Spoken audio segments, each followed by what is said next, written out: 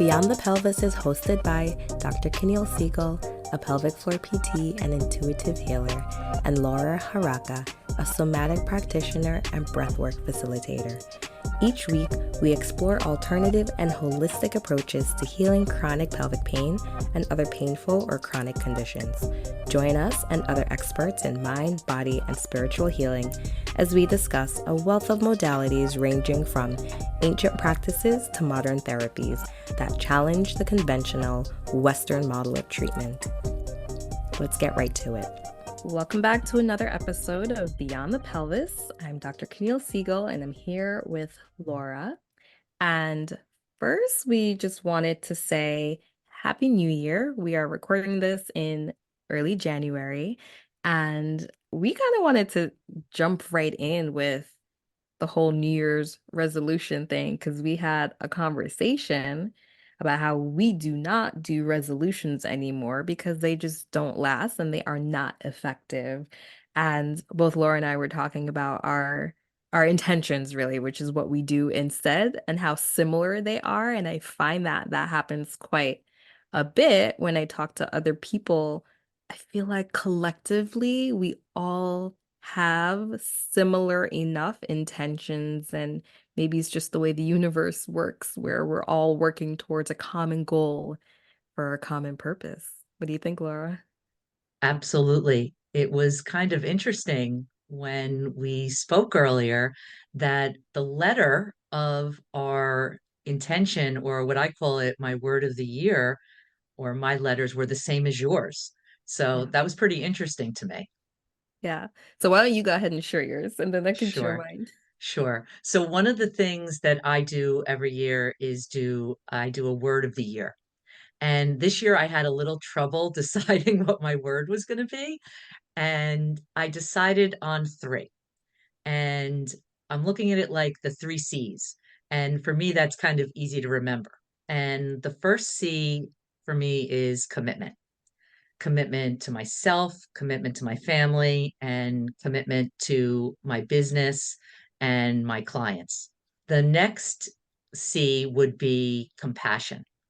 And I want to remind myself to have compassion on myself, have compassion for others as, the year goes on.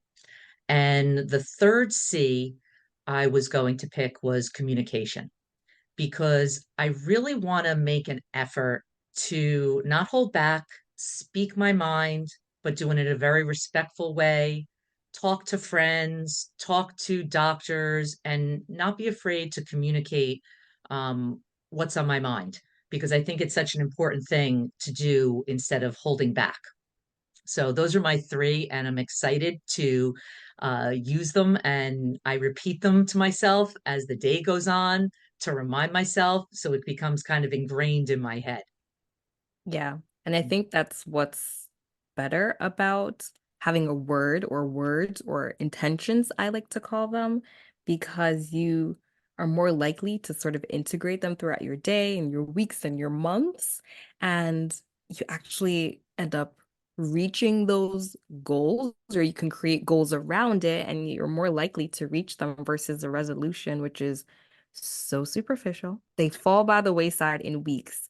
Last year, I created a program called Clear Intentions, and it was supposed to be for the new year where, because I do words as well, and I just call them intentions that I'm setting for the year. And I sort of took the way I come about coming up with that and how to sort of integrate it throughout my year. I came up with a program that I did for myself.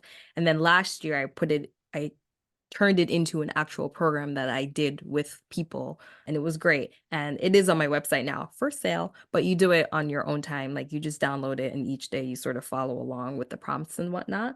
But I find that you are more likely to accomplish them than resolutions, because resolutions, when I was doing the research for this, I think it was like after 6 weeks, like they're forgotten about, people forget about them.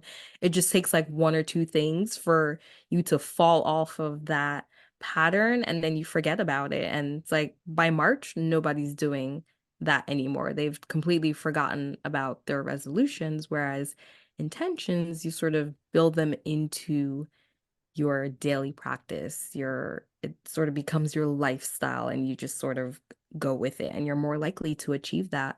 And then by the end of the year, you look back and you're like, oh wow, I actually did great. Exactly, Right? exactly. Like I like the word idea and the attention idea because it's just easy to remember.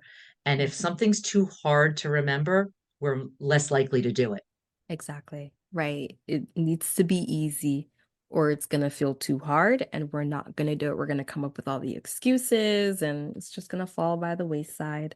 But yeah, my resolute or not resolutions, but my intentions were similar to yours. I was saying that, I found that people have the C's in common. Although mine were related to growth, I wanted growth in different aspects of my life and community, connection, and I don't think I had communication, but maybe something related to that. I can't remember, but it was generally around growth in all of the things, growth, experiencing more love, more connection, more community.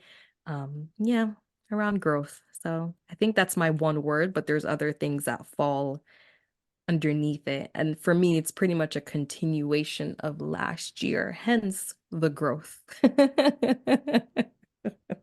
Just more of it, more of the stuff that I was intending on sort of cultivating from last year. So if you're out there listening, maybe you guys want to think of a word for your year and let us know what that word is and how it works out for you after a couple weeks, a couple months, and Yeah. see what happens. And it doesn't have to be one, it could be multiple. Like you have three if you can't settle on one, or it could be like a theme, like mine is growth, but I have different things underneath that. But try it out and see how it works. Maybe we should check in after like a few months to see like are we keeping up with that? Absolutely. We'll have to do that. Yes, yes, absolutely. So, yeah, I love that for the new year. And we were discussing that this was applicable for people who experience chronic pain Mhm. as well, right? Right. Exactly. Exactly. So that leads us to our topic today. And we're going to talk about chronic pain today and actually what pain is. The what, the why, and the how. Exactly. Exactly. Right. So, yeah, why don't you give it that? We should give a definition, right? Yeah, right. Absolutely. Well, the most simple definition for me, and I don't know about you, Kenael, but is pain is just a signal. Mm. Pain is a signal from the brain to protect us. And that's how I define it. And it's that simple. Do you have a different definition you use? I like that it's a signal. I think I define it as a response to a stimulus, which Mhm. is essentially the same thing. A response to a stimulus, which may be internal or external.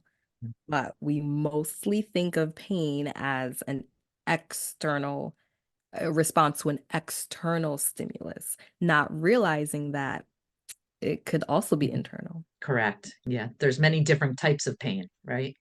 We feel physical pain from an external stimulus, like if you were going to touch a hot stove or if you step on a nail, something like that, we're going to feel that. But you're also going to have emotional pain Hmm.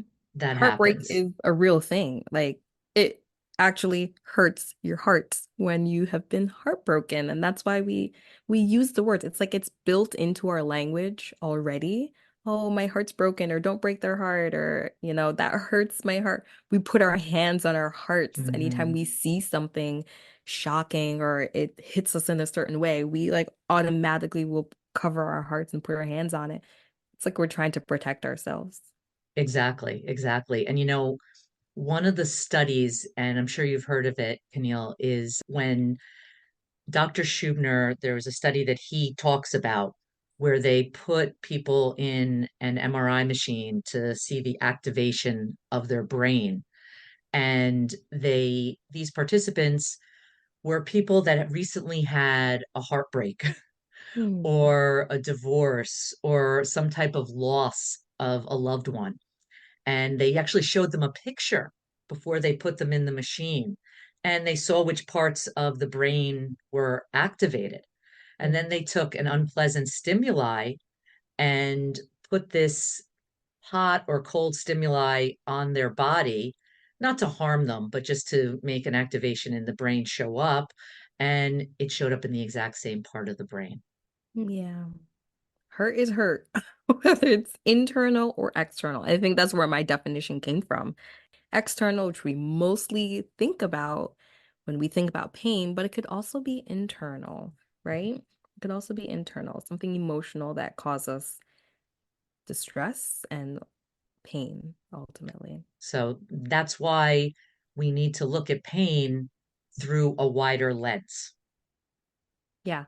And that's where the whole biopsychosocial model comes into play. We we learn about it, right? As a physical therapist, anyone in the medical field really learns about the biopsychosocial model. So we all were introduced to it, but unfortunately, it's not put into practice. No, it's not. Some of my clients are doctors who have chronic pain conditions, and the medical field doesn't have the time, the capacity to deal with the psychosocial part of it. They're just dealing with the bio part of it. So Right. even if we want to just tell people a little uh, what those three parts are, maybe. Yeah. So the biology is what we will always, almost always think about is, that's the physiology, right? The physiological pathology. What is actually going on here? So if someone experienced back pain and they went to the medical doctor or physical therapist, they're looking at structure. What is structurally going on here to cause the pain, but it may not be the sole reason for the pain. We have to consider the other factors, the psycho and the social. And the psycho refers to who that person is, their thoughts, their emotions, their behaviors, coping mechanisms, things like that, fears, right? We have to consider that. And then there's also the social, again, who that person is, the roles that they play, what is their socioeconomical status, where do they live, who do they live with, what responsibilities do they have, are they parents, do they have a high stressful job, all of those things. We have to consider those because those actually play a really significant role in how someone experiences pain, right? I think you shared that in your story, your personal story. You had a lot going on. Yeah, I had a lot of symptoms going on, but to be honest with you, mine weren't created through the body. None of those things were actually causing my pain. But the doctors didn't hit on the other two domains of pain health, Right. the psychological and the sociology of it. Yeah. And They that's did all the why things, biological screens, right? exactly, exactly. And that's why I fell through the cracks. Mm. That's why a lot of people fall through the cracks is because the the biology is considered almost always, and we don't consider the rest of it, which, I mean, I think that's why the medical system, Western medical system, is failing patients. I failed my patients because I fail to recognize that sometimes because of how I was taught in school, even though I learned about the biopsychosocial model. But the way the system, and I mean the system as in the medical system, is set up, the whole insurance model, which I don't even take insurance, but it still affects how I treat, right? The whole health system, so-called health system, I call it the sick system, how that is structured, that really limits the ability for medical providers to consider these other things, Right. the psycho and the social, and we separate it too much. Oh, you have this condition, a mental health condition, or you're bad at coping, okay, we're gonna send you to a mental health person. But maybe they don't have the time because they have multiple jobs. We need to think about all of these things, right? We separate it too much and it needs to just be one. We need to treat it comprehensively. Exactly. We do need to treat it like that. But at the same time, you know, some of the doctors out there, just to, give them a break a little bit, they're overworked Hmm. and they don't have time in their own schedule to fit all this in. So it's not all their fault. So we're not putting blame on the doctors, Nope. but it's the medical system that's It's the kind of broken. it's the sick system that is broken. It forces medical providers to work in such a way. And when we do step out of that model, shoot, they don't make it easy. They don't Absolutely. make it easy. No, no.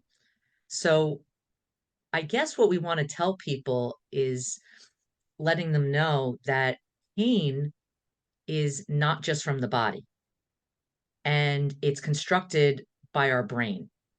And one part of our brain that processes pain is basically our limbic system in our brain, which also manages emotions. And if you're still not sure or buy into what we're saying right now, think about phantom limb syndrome. I think a lot of you have heard this. People have had a part of their body having to be amputated, an arm, a leg, especially in the war, things happening like that.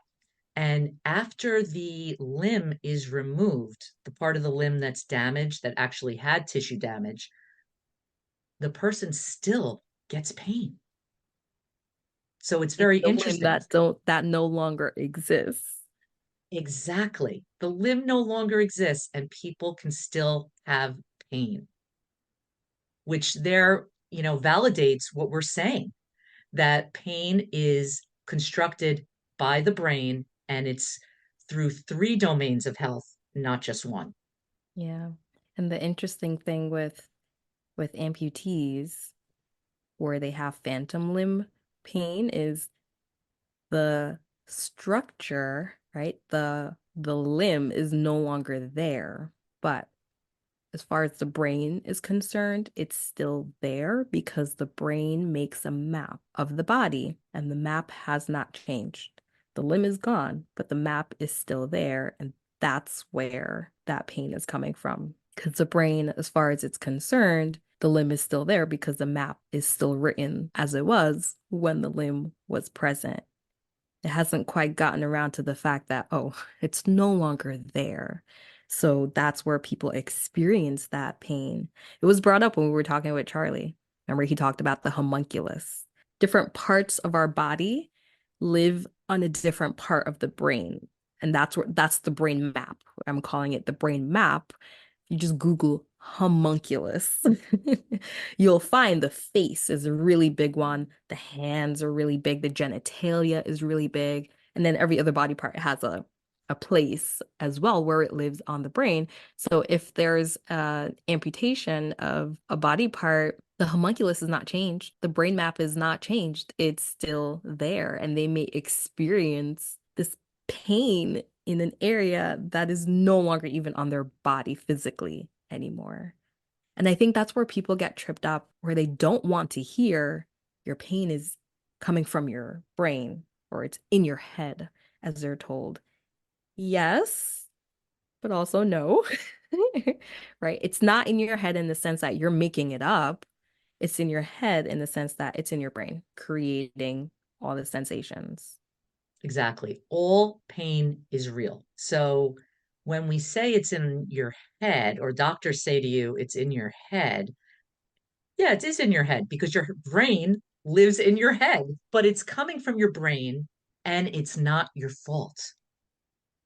The brain has created pain to protect you, or it's from an overactive nervous system. Yeah. So let's talk about the different types of pain, right? Yeah, Because let's do it. yeah, I feel like this is a good place to talk about that. So pain is not always biological, right? We already established that. But pain is not always because of a painful stimulus. Pain could also be from the nervous system itself. If there is damage to the nervous system and it's dysfunctional, it might then sense pain where pain doesn't actually exist. There could also be pain, the sensation of pain, because the nervous system is a little too good at protecting us. It's overprotective. It's the helicopter parent hovering in there all the time, going, ah, something blew on me. The wind blew on my skin. It hurts. That's pain. That's the helicopter brain.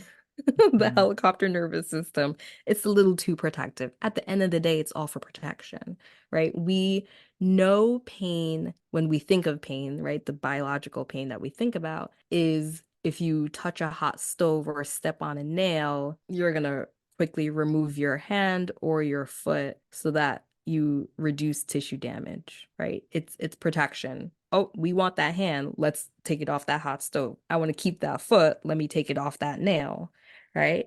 It's protection mechanism. But we also have to consider that pain could also be a result of a dysfunctional nervous system that it's gone haywire and it's sensing pain where literally nothing exists. But in your brain, it's there, but it's because the organ, the nervous system itself is dysfunctional. Or it could be it's just too protective because it's experienced something similar in the past and now it sees everything as danger. Did I get Exactly. everything? Yeah, you did. You did get everything. And it's interesting, the story that comes up for me when you talked about it remembers pain is I think it's Lorimer Mosley that had the story of the garden hose and the snake.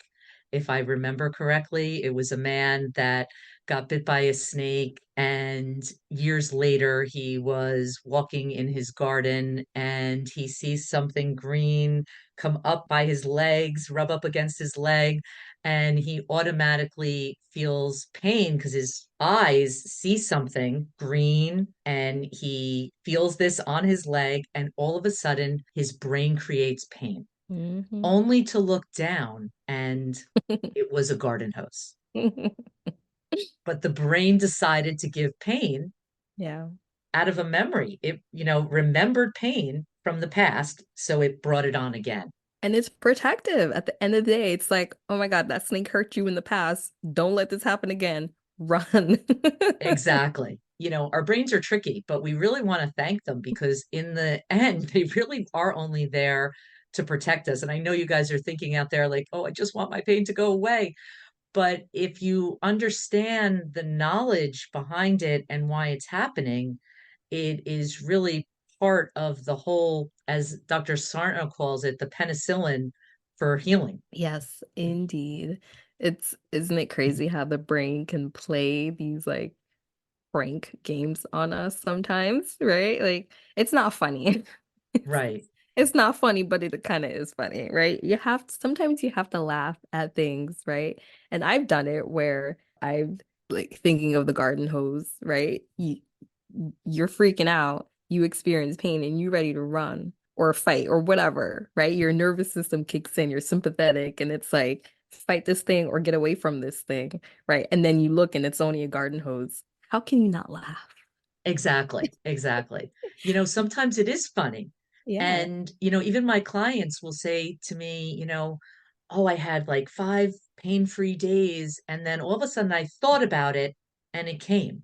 And I just started laughing. And I go, that's when they get to the point that they can start laughing about it and being like, this is not dangerous. I was showing my brain, looking for it, and my brain showed me where it was. And it's that simple. And then they can laugh at it and it can fade away because the brain will realize that they actually are safe. Hmm. But until that point, right? Because some people are like, are you guys making fun of me? I can't No. laugh about this because pain is not funny, right? But Mm. when you get to a point where you can look back and laugh and be like, oh my God, look at what my nervous system is doing. But until you get to that point, it's real serious. But it is. This is not to say that your pain is funny or it's not, or it's a comedy show. It really isn't. It does exist and it causes all kinds of changes people might experience, other than changes in sensation, they may actually experience changes in their skin, the texture. Mhm. They may sweat more, it may be red or waxy. Like there are physical changes that can result in pain or Exactly. the sensation of pain. Muscles can be affected, Mhm. right? There may be less oxygen to the area, muscle tension becomes increased. Mhm. They may experience more pain even as a result of even that. It's a terrible cycle. Yeah, so there are lots of different changes that can, like physical changes that can result in someone experiencing pain. That part Mhm. ain't funny. Right. No, it's not fun. No, none of it's funny. It's when you get to the point that you're further on down the line that Oh, you'll see the brain try to give you something and it's not necessary. yeah. And, it's true when we get stuck in our sympathetic nervous system, which is our fight part of our nervous system, and it becomes chronic. And when that happens, we get a constant state of anxiety, stress, overwhelm, and we have all these emotions that are coming over us. I'll never get better. And when that happens, these negative thoughts, stress hormones are actually released in the body. And what happens is it causes not only tension in the muscles or possible muscle spasms because of lower oxygen and less blood supply, but a hypersensitivity of the nervous system, hypersensitivity of the nerves. And they're more sensitive and everything hurts more. So many factors go into that. I just wanted to briefly bring up a cycle that happens with pain. Let's say that pain is brought on by a physical stimuli, internal, external, whatever. Pain happens. Let's use the garden hose example, Mhm. right? The snake bites you in the garden. Now you don't garden because you're like, there's snakes out there. So you don't go to garden. You avoid that activity. Now the brain associates gardening with pain, not the snake, but gardening. Gardening is now associated with pain. The condition progresses, the pain gets worse every time you think about gardening, you remember the situation, someone brings up a snake, anything related to that, and you experience more pain. You're moving less, you're doing less because maybe that was your physical activity.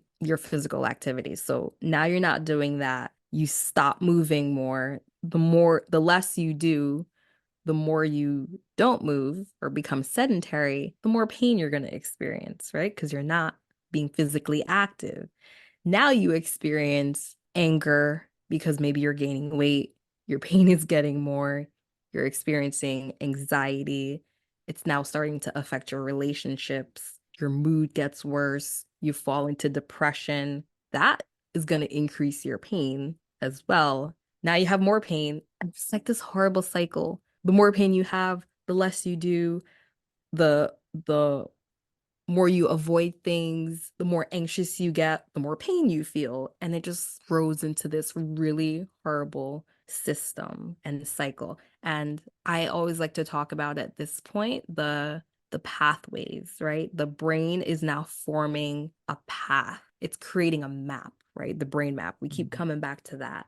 And the brain creates a map for pain and it creates associations, and all of these things are sort of on the way, on the map, right? If you're driving or walking along this path that your brain has now created along the way, you see, oh, there's the garden hose, there's the actual snake, there's a tool that I use for gardening, there's a picture of my gardening. Oh, there's the neighbor that I used to see when I used to garden. It's creating all of these associations and things with it. And the more you think about these things and the more you follow that path, the more you reinforce that. But you don't have to do that. The brain is plastic, right? Neuroplasticity is the ability for the brain to change. There used to be a belief that, oh, once you reach a certain age, you have all the brain cells you will ever have. And once you lose it, you lose it. And that is it. But that's not entirely true because you can, even someone who's had brain damage, their brain can learn to function around the damage. And we are constantly creating new brain cells, and old ones are dying off. So the cool thing is you aren't stuck in pain, even though the cycle is difficult. And as Kenael said, it can be like a vicious cycle, but it is possible to get off. You can retrain your brain, and the brain is capable of being retrained. But one of the things is about how this even came about, how pain even started. Because for me, and I know this happens to people, and I think it's important for them to hear my story. The day before the pain happened, I was walking around the track at Brookdale Park, looking up at a beautiful blue sky with clouds, thinking, I have the best life. I had just went out with my friends for my birthday. My life looked fantastic at that point. And I know that that happens to a lot of people too. They'll say, nothing was wrong, nothing was happening in my life at the time. Nothing was happening in my life at the time, really, either. But pain still can be developed. And what we forget about is that pain actually can start in childhood. That's when these pathways that you're talking about are created, and they're like a danger pathway for sensitivity. So our brain starts to become sensitive to pain, and there's a lot of stresses that can happen in childhood.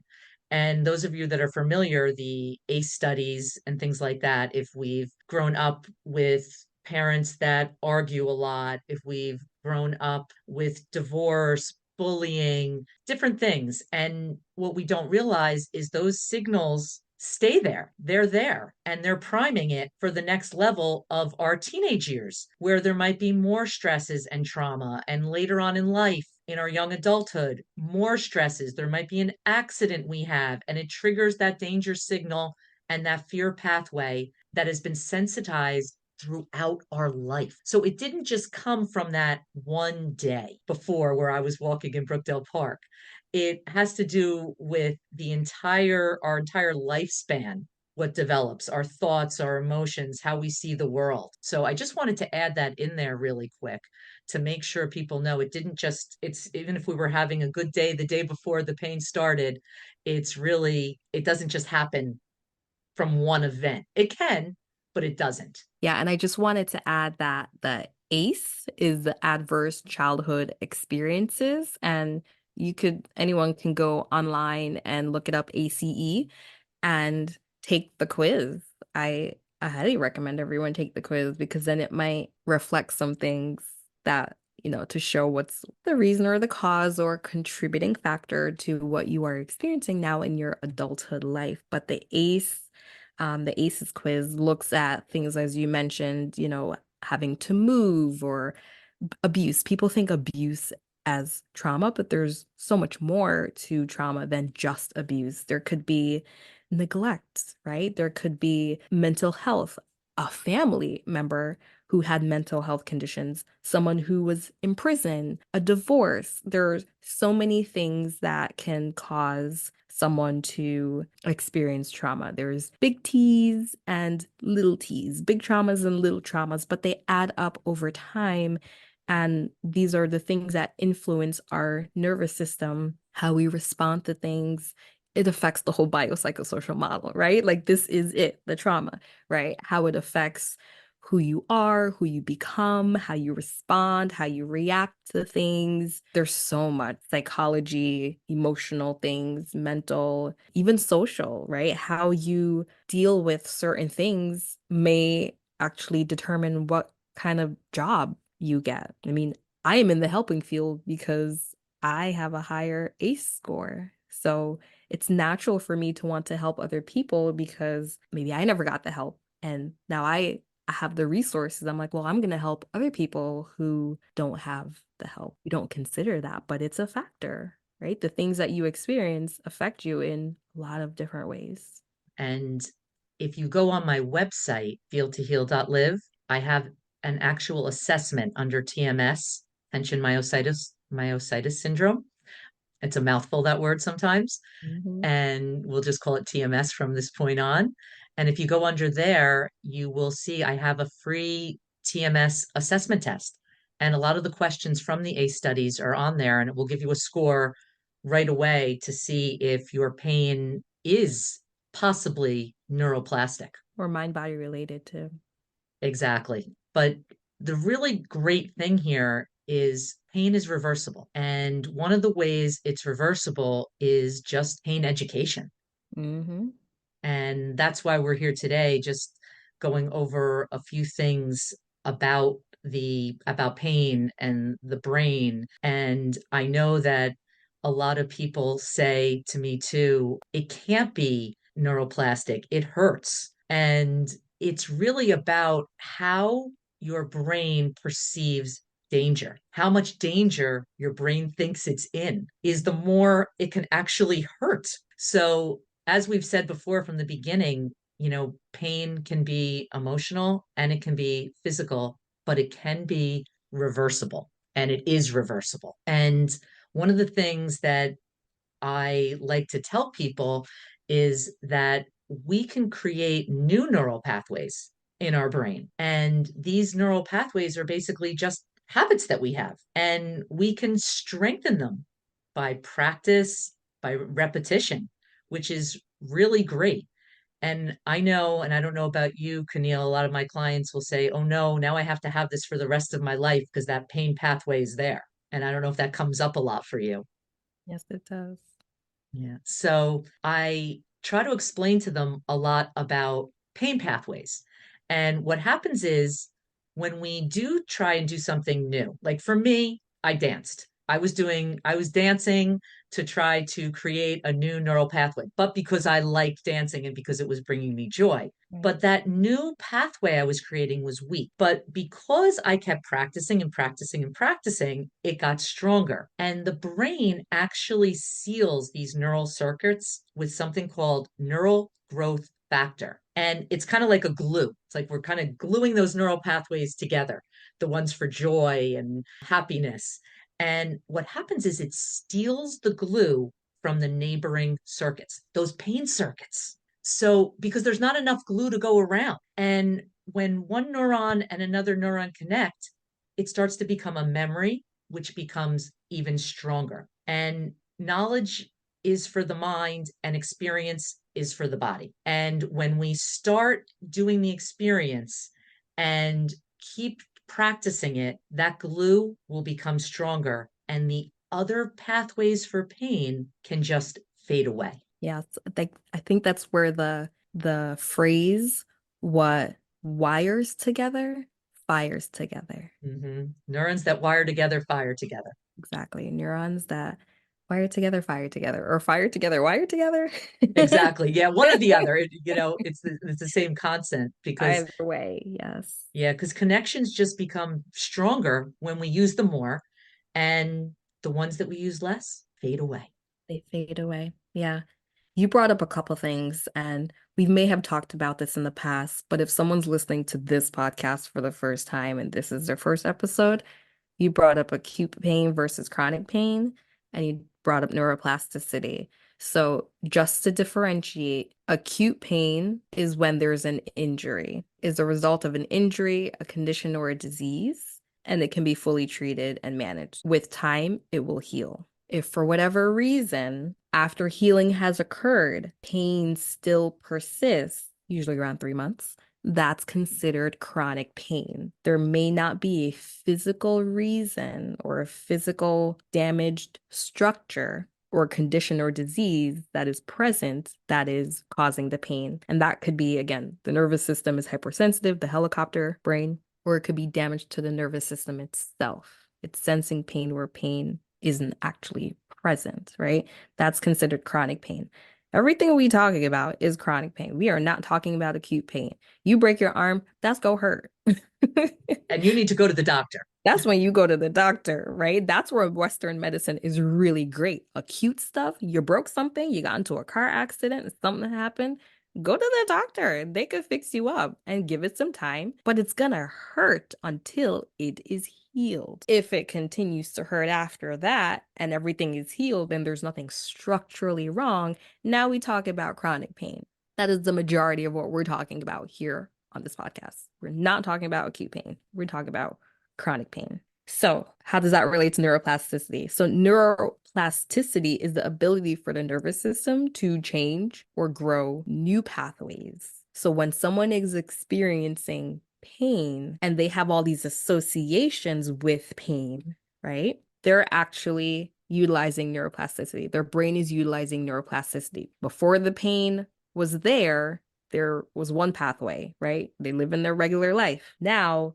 pain was introduced, and that continues to get reinforced. It gets stronger and stronger. The neurons wire and fire together. That pain grows essentially. And there's more associations. I talked about that cycle. You experience something, you stop doing the activity, you avoid it. Now you're afraid of the activity, you become anxious, your mood changes, now you're depressed, and the pain gets worse. That is a result of neuroplasticity, right? That's the brain doing what it's really good at.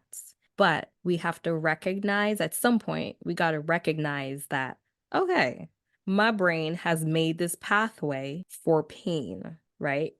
It's used plasticity to create this pathway. Now I would like to not experience this pain. You have to create a new pathway. That's for you was dancing.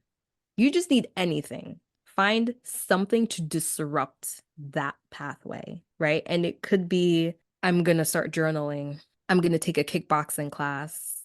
I'm gonna sign up for a writer's workshop or an art workshop or something. Pick something random that you would actually enjoy. The more you do that, the more you're gonna shift that path, create a new pathway until that old one dies off, the one related to the pain, because you're not using it and reinforcing it as much. Your focus for you were focused on learning that dance. Mhm.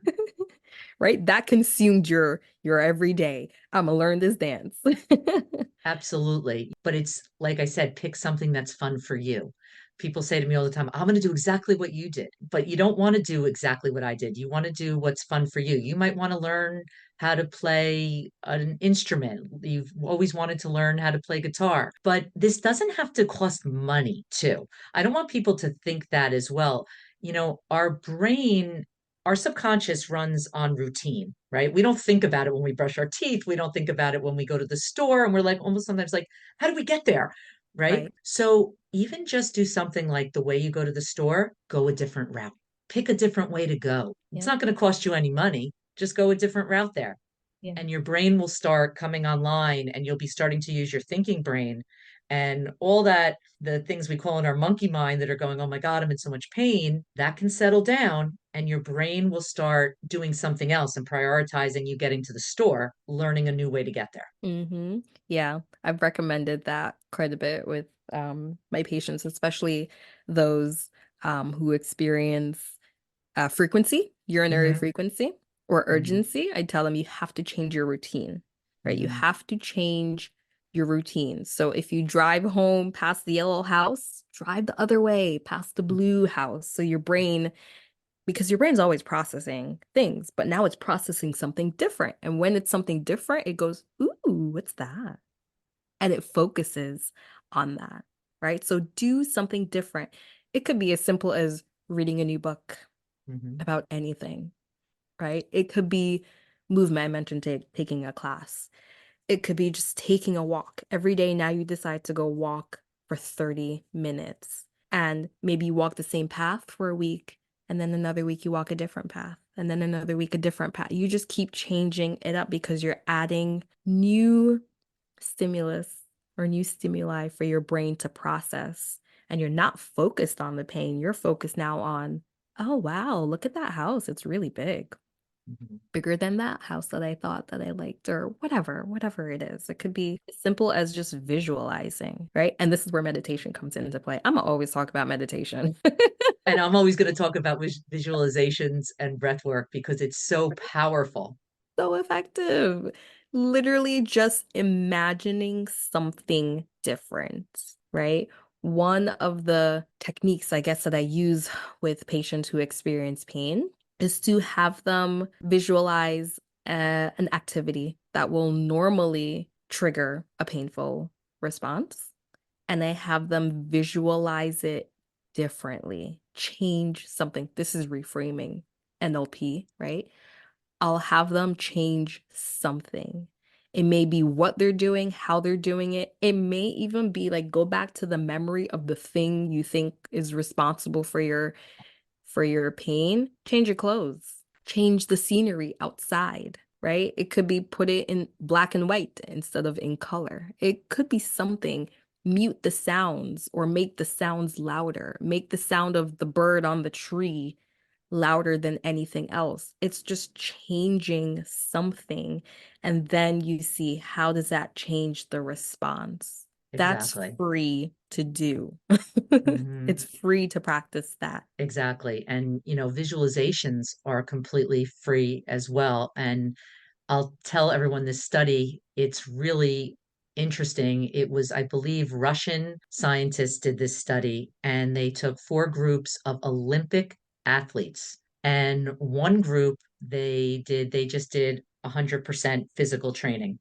The second group was 75% physical training and 25% mental training. The third group was 50% physical training and 50% mental. And the fourth was 25% physical and 75% mental. And guess which group did the best? Mental. Exactly. The Yeah. fourth group. So don't underestimate the power of visualizations and putting yourself in back in that memory, like Kenael said, in a different light, in a different way, or even seeing yourself in the future, Ex- feeling great. Exactly. Yeah. They did a study too with piano playing Mhm. where they had a piano player. Like they may have been professional or maybe not at all. They like taught them a piece, and then there were some who practiced it physically, and then others who mentally practiced it, didn't touch a piano, but only mentally rehearsed it. And guess who did better? Let me guess. Mental rehearsal. And that's something that I teach my kids that. My children play sports and they play instruments. And I tell them before a competition or a big meet to practice it, see it first in your mind, and then go do it. Mhm. See it first in your mind because you're activating mirror neurons. We didn't bring that up before, but it's mirror neurons. When you're visualizing, you're activating the mirror neurons. As far as your brain concerned, when you're visualizing it, it's happening in Exactly. real life. Your brain don't know the difference. It's really happening. That's why when we watch a movie, we get scared, our palms get sweaty. We're not in any danger, but our brain is like, ah, there actually is a tiger or a scary person. The killer's behind the door. Our brain legit thinks that's real. Exactly. Doesn't know the difference, and that's to thank mirror neurons for that. But we could use neuroplasticity, mirror neurons. We can use all of these things to our advantage to help heal and be healthy. Exactly. We can use That's them what I as our love about superpower. Yeah, that's what I love about the brain. It feels like magic. It Mhm. does feel like we're utilizing superpowers and we're doing magic tricks, but we're just utilizing how we are built. And having the knowledge is so key to that. Mhm. Knowing that this is possible, it's not actually magic, it's just real life. Mhm. Yeah, that this isn't woo woo. There's science behind it, As complete much as I science love a behind it. woo-woo, like Me too. I'm all about the woo woo, but at the same time, there is there's science behind it. absolutely, there is Mhm. science to back all of these things up. And even if there's not science to back it up yet, it's coming. And I can't wait.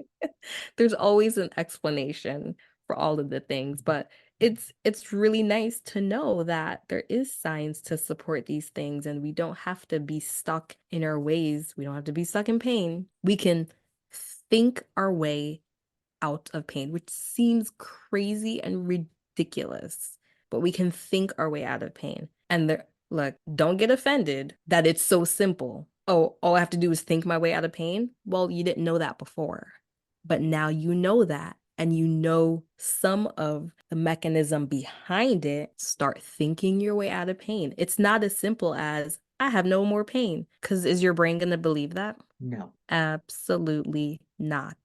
It's a practice. You have to work on it every day. You have to show and prove to yourself that you are not in pain. And it could be as simple as instead of saying, like, I have no pain, that's not true. You are experiencing pain, but it could be, I have no pain in my pinky. That's truth, unless your pinky actually hurts. But right, just pick some place that doesn't hurt. My earlobe feels completely normal. I have no pain there. Then you start to shift your focus. But yeah, Exactly. you can think your way out of pain. Yeah. It takes time. Hmm.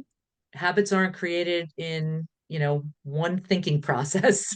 One time you're going to sit down and say, okay, I'm not in pain, I'm not in danger, I'm safe. It doesn't just go away like that. We have to actually prove to ourselves we're safe and feel it in our body, which is very important. Absolutely. Because those mirror neurons, they need to know. Exactly. Exactly. So I really hope that we gave everyone today a good understanding of pain and the brain and how neuroplasticity works. I mean, we will continue to talk about these things and dive even deeper into all of these things. But yeah, this is a good start. The what, the how, and the why. I think we covered it. We did it. Exactly. But yeah, thank you for joining in and tune in next time. And if you have any questions, be sure to let us know.